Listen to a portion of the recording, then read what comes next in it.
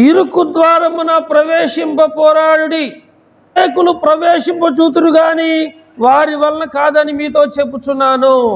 లోకములో, పాపములో, దౌర్భాగ్యములో జీవించేవారు విశాల మార్గములో జీవిస్తున్నవారు. వారు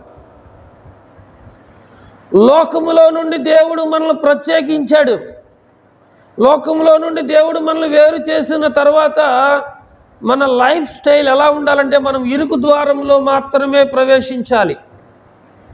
ఇరుకు ద్వారం అంటే ఏమిటి అని కనుక మనం ఆలోచన చేసినట్లయితే, ప్రియమైన వాళ్ళరా, నోటికి వచ్చినట్లుగా మాట్లాడటం మానేయాలి.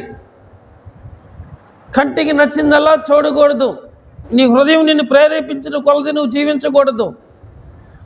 నువ్వు ఏది చూడాలన్నా, నువ్వు ఏది మాట్లాడాలన్నా, నువ్వు ఏది కోరుకోవాలన్నా కూడా వాక్యానుసారమైన దాన్ని నువ్వు కోరుకోవాలి. విశాల మార్గములు అనేకులు ప్రవేశిస్తారు. వారు సారాయి తాగుతారు, జూదమాడతారు, వ్యభిచరిస్తారు, మోసాలు చేస్తారు, అబద్ధాలు ఆడతారు. వారి నోరు పాపంతో నింపబడి ఉన్నది. వారి బ్రతుకు పాపంతో నింపబడి ఉన్నది. వారి కుటుంబము అపవిత్రతతో నింపబడి ఉన్నది. వారు విశాల మార్గములో ప్రవేశించేవారు.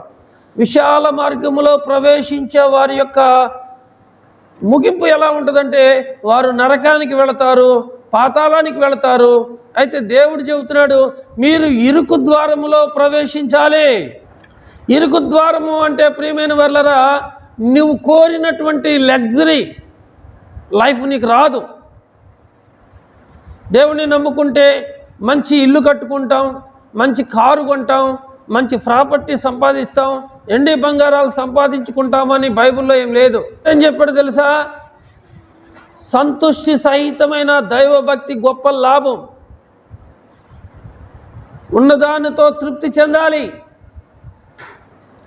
నీకున్నదాంతో సంతృప్తి చెందాలి. అది గొప్ప లాభం. దేవుడు మనకు తెలియజేస్తున్నాడు, మనం ఈ లోకంలోనికి ఏమీ తేలేదు, ఏమీ తీసుకొని పోలేము. కాగా అన్నపాన వస్త్రములు కలిగిన వారమై బ్రతకాలి. అన్నము, పానము, వస్త్రము కలిగిన వారమై ఉండాలి. ఎప్పుడు మనం ఈ లోకాన్ని విడిచిపెట్టి వెళ్తామో మనకు తెలియదు. మనం ఎమ్మటి రాని దాని కొరకు మన సమయాన్ని వృధా చేస్తూ, నిజంగా దేవుని విడిచిపెడుతూ లోకాన్ని సంపాదించుకొని వెనుక తట్టు చూస్తే లోతు భార్యలాగా ఉప్పు స్తంభం అయిపోతావు.